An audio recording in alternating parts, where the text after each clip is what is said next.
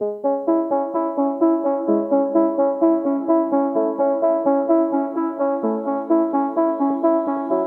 is Seasons of Discontent with your hosts Rick Snyder and Matt Combs on the Hogstein Network.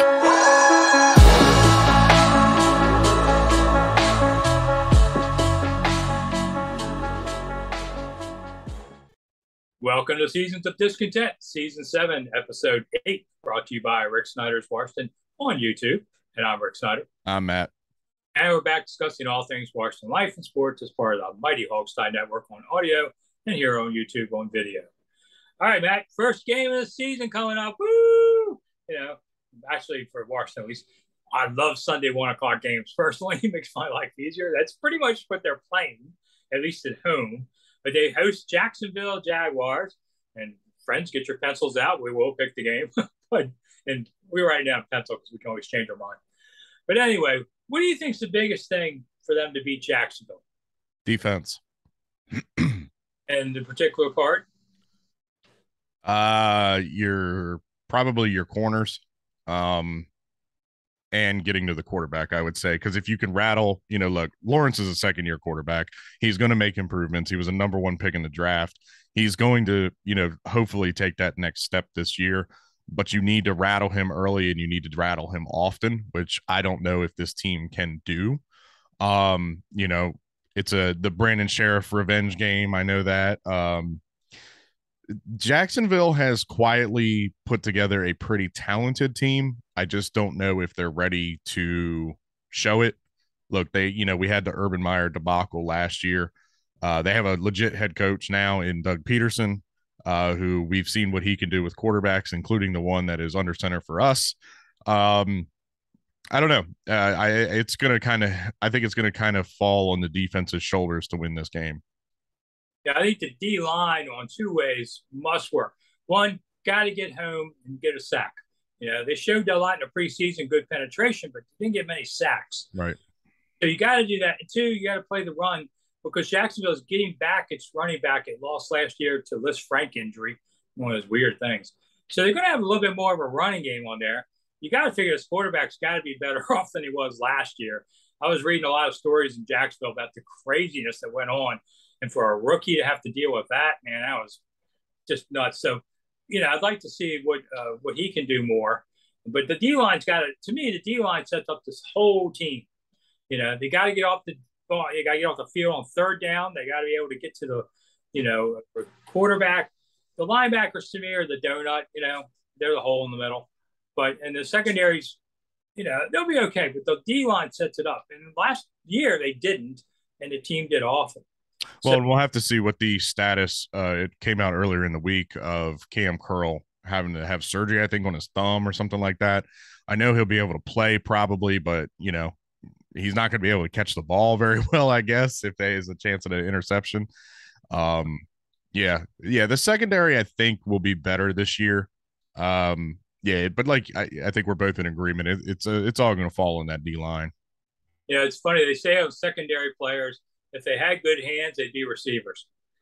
Instead they got to run backwards. So, it's the same skill set. They just can't catch the ball. Right. So Cam's done a decent job, more of his hitting than anything. He's not as much a ball hawk like that. But he was practicing during the week, so I figure he'll probably play there. The defense has to get off the field in the first quarter. Can't be doing this 10-0 stuff again. Like last year, it was always 10-0. In the preseason, it looked like that too. So, got to get off the field without giving up scores. Yeah. Because you feel some hope. People beat you that way. Passing to the tight ends, that was Wentz's strength for so long in the last 5 years, wherever he was. I'm not sure Logan Thomas is back yet. Cole Turner, the rookie, I think has great hands, but he is a rookie, and he missed the preseason injured. So, I understand he could have come back the third preseason game, but they decided just to not risk him. Cole Turner, I hopefully steps up and catches 2-3 balls maybe this game. But tight ends are, it's weird. They just went through a lot of tight ends in the preseason. Yeah. Yeah. And, you have 2 pretty decent ones that can fill the role of Logan. Obviously, it's not going to be as good as Logan, but Turner can catch, Bates can catch. Yeah, you talked about Wentz. I mean, look, obviously Zach Ertz ain't walking through the door for this team, and that's who we had in Philly. But Logan Thomas can be as dynamic as Zach Ertz was for Wentz, and I think the sooner that Logan gets back, the better we see production from this offense. It's weird. I don't really have a lot of concerns about this offense. Maybe it's not because I don't know what to expect from this offense, really, because look, you have Terry. Who knows what Carson Wentz is going to be, or is he going to be what he was prior to the injury in Philadelphia? Is he going to be the guy that lost to Jacksonville in the last game of the season when they were trying to get into the playoffs last year? Which Wentz are we going to get? You're getting a healthy Curtis Samuel back. Hopefully you have a first round draft pick wide receiver in Jahan Dotson that we really don't know what he is. We haven't seen a lot of him. We know he can catch. He's got great hands and great speed, but is Wentz going to be able to get him the ball? I'm not too concerned about the offense. I think they're going to be able to move the ball. I think they're going to be able to put up some points. It's all going to fall back on the defense. And it's funny because 2-3 years ago, our defense was all, top fives. And now all of a sudden they can't get off the ball. They can't get off the field on third down. They can't make stops, and they let people score at will. Yeah. The running game is going to be interesting because Brian Robinson's going to miss a minimum of 4 games after being shot last week. Craziest thing I've seen in a while. So he's on a list to miss at least 4, and who knows after that. So the question you then have is, does Gibson become your starting running back like he was last 2 years? Or do you go to Jonathan Williams? Because Marty Schottenheimer used to talk about it all the time. Don't move one guy to fill another hole, and then you got 2 guys playing out of their spot. And this team is set up more for what Robinson can do. So let Gibson do the things that they like for him to do, and let Williams try his. Now, Williams is, a nothing running back with 5 years around the league, but maybe, don't create 2 problems out of 1. I don't know. I give it a shot for a game. I mean, this is the game you try it in. Yeah, but I mean, at running back, obviously the X factor is J.D. McKissick because he can do everything out of the backfield. But yeah, I don't know. Do you really? I mean, Gibson has been the starter on this team for the past 2 seasons. He knows what the starting role is about. Like you said, Williams is kind of a journeyman, 5 years in the league, hasn't really cracked the shell.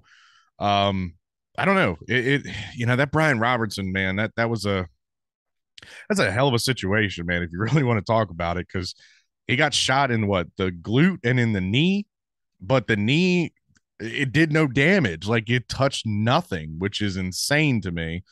Literally the day after being shot, he was in what do they call it now? Commanders Park. It's just the park. Yeah. Oh, okay. So formerly Redskins Park, their training facility. He was there, on crutches delivering his Oreos because that was his rookie snack or whatever that he had to bring in. I mean, it's just amazing. It's all crazy. The day before, we're hearing, oh my God, our starting running back has got shot twice in DC and he's being rushed to the hospital. And then the next day he shows up to work with a smile on his face. It's incredible. But that is, that's going to be the big blow or the big adjustment at the beginning of the year. But luckily, it's not that big of an adjustment because Gibson has been a starter in this league before for this team. I expect Gibson to start, but I was trying to think out of the box there a little bit. Let's see what happens. I think it's going to kind of be like last year. Gibby's the starter. McKissick comes in for big catches out the backfield and maybe to spell him when he's tired. Yeah. And then man coverage is going to be a big deal because they stink at it. Quite frankly, they just, we're communicating. You're all going, what happened? Because I saw that in preseason, kept missing those kind of things with the zone versus the man. And I'm just like, wow, when are they ever going to get this figured out? So you can't give up long, open passes. This kid from Jacksonville is good enough to beat you on it. So I would definitely think they can't give up the big play like that. Yeah, and I really hope that William Jackson turns out to be what we paid for. That was the guy. That was the big free agent signing. You figured you were going to have another stud opposite Kendall Fuller, but he's just kind of been so hit or miss the past couple seasons. I don't know if it's a philosophy change between Cincinnati and Washington, but who knows? I still think that the glaring issue this whole year is going to be linebackers. And I don't understand how you have a defensive minded head coach who played linebacker in this league and a defensive coordinator who also played linebacker in this league, and you have a bad to mediocre linebacking core. Yeah, I just don't understand it. Well, I mean, it did take Jamin Davis with a first pick, and okay, he didn't have a good year last year, but I would say give him one more year. Oh yeah, for sure. And the team is a little less reliant on the traditional three linebacker system. So, you know, I mean, he played nickel a lot. So I'll give it a shot and see what happens. All right, so prediction time, ready to go for my first victory of the year. And I'm going to take Jacksonville 24, Washington 20. Going for an upset. I don't think they're ready. I just don't think they're ready. You know, it's funny when the schedule came out, you kind of just looked at these first two games against Jacksonville and Detroit, and you're thinking, okay, we could be 2-0. I'm not good. You and I have the same mentality about this game. I'm just not brave enough to pick it. I'm going to say Washington 27, Jacksonville 24. Going to be tight. It'd be who doesn't blow it on this. But I just don't think they're ready. I just got a vibe on it. That's all you can go with. They definitely didn't show anything in the preseason to tell you otherwise, you know? Yeah, because I could see some things in the preseason games that alarm me. You know, I know it's preseason, but I've been watching this a long time. So, yeah, all the points were scored by our third string quarterback. Yeah, who I keep saying it's going to be the first string quarterback next year. I agree. You and I are both on record for that. He will be the starter for this team either next year or the year before. I think he starts a game this year just out of injuries or whatever. Yeah, or poor performance. Yeah. And who knows if they're 5-10 going into the last couple games of the season. You know what you have in Heineke. He's a free agent at the end of the year. You don't have to re-up Wentz at the end of the year. Go ahead, see what Sam Howell can do in a live game. Yeah, but coaches are afraid of that because they're afraid of the public narrative. He goes in there, wins a meaningless last game. You know, then there's all the pressure on him, and maybe he wants to do Wentz and thought we're not 5-10 because of Wentz. You know, and coaches get scared of such things. Oh, before we go, one last thing. Next week, I will hopefully have them in my hand. The new book. This is the 100 things Washington Redskins fans should know and do before they die. But the Commanders book's coming out next week. Don't buy it off Amazon because I don't make as much money. I'll tell you how to get it straight from me, and I'll sign it. And for an extra buck, Matt will sign it. So we'll make Matt some money this way. All right, I'm out of here. I'm Rick Snyder. I'm Matt. See you soon. Bye.